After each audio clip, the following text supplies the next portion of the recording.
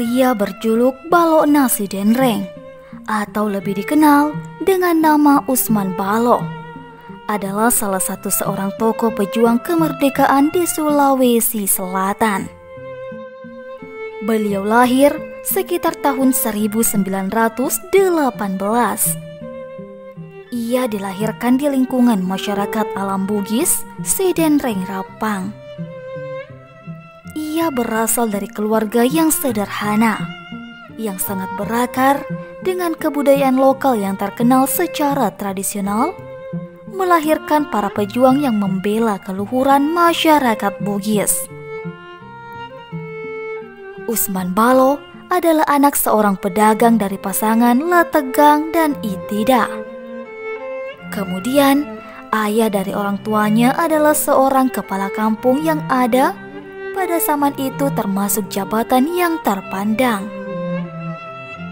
Oleh karena Usman Balo dilahirkan dan dibesarkan dalam lingkungan keluarga yang sangat sederhana, maka ia tidak pernah membayangkan dirinya aktif dalam kancah perjuangan kemerdekaan.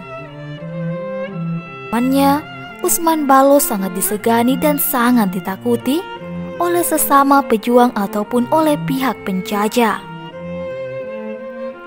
Selain karena keberaniannya melawan penjajah, Usman Balo juga konon memiliki kemampuan menyelam ke dalam air hingga berjam-jam lamanya. Dan hal itu sering dilakukan apabila terkepung dari pihak musuh ataupun bersembunyi dari kejaran pihak penjajah. Usman Balo dipandang sebagai tokoh yang penuh kontroversi karena cara pandang dan aktivitasnya yang tidak lazim dilakukan oleh masyarakat pada umumnya. Keberanian dalam perjuangan dan dikenal memiliki lebih dari 100 istri. Selain itu, ia juga disegani dan disanjung oleh banyak orang karena memiliki karakter yang tegas dalam membela yang lemah.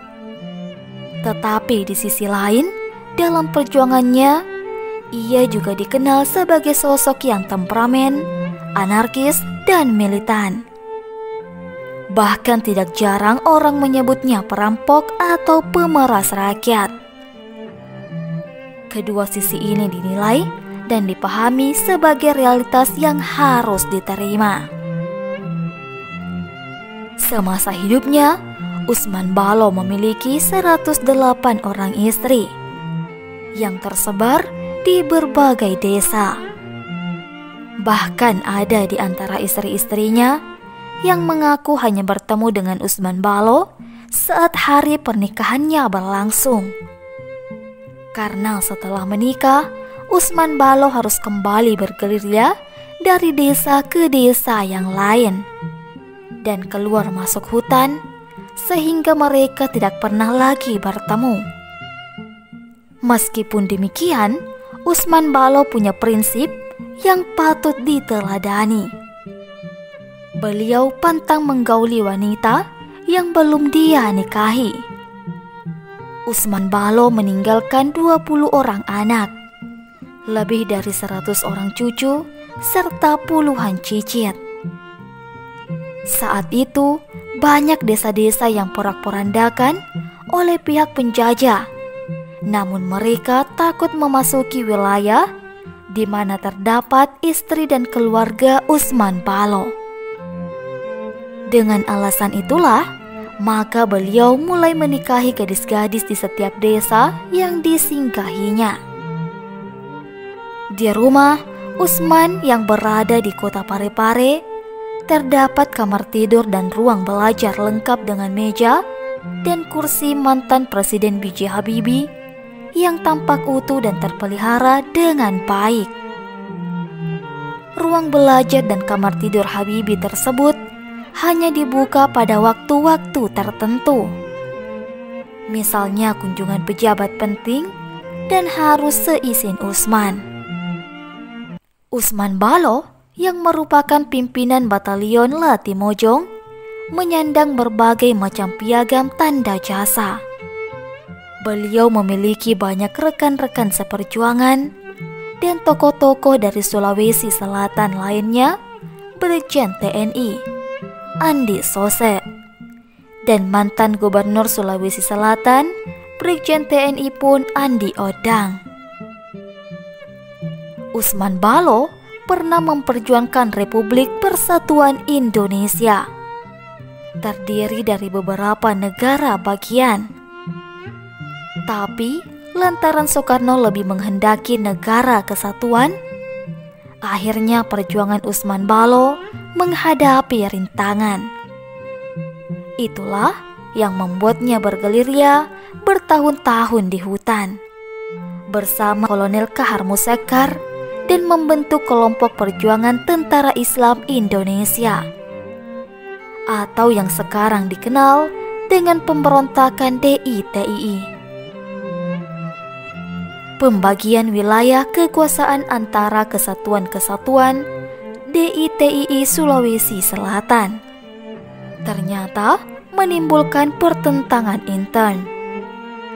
Seringkali akibat operasi yang dilancarkan TNI, pasukan yang satu memasuki wilayah kesatuan pasukan yang lain, sehingga terjadi bentrokan fisik yang menyebabkan kedua tokoh pemberontak tersebut saling menyalahkan.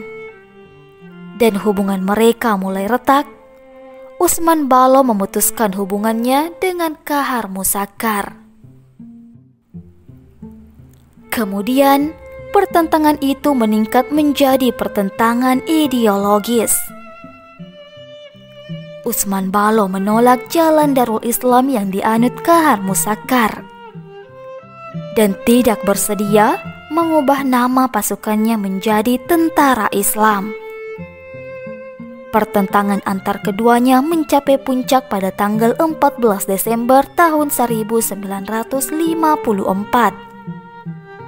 dalam bentuk pertempuran terbuka di Bulu Cenrana Sidenreng Rapang atau Sidrap yang berlangsung selama 3 hari. Meninggal dunia di Rumah Sakit Wahidin Sudirohusodo, Makassar dalam usia 88 tahun. Jumat, 5 bulan 5 2006. Setelah dirawat selama beberapa hari akibat penyakit asma, beliau dimakamkan di Taman Makam Pahlawan Mario Rapang Sidrap. Saat menghembuskan nafas terakhir di ruang ICU rumah sakit, almarhum didampingi 3 istrinya, masing-masing Maraja, Hanisa, dan istri terakhir Musbaria berusia 31 tahun.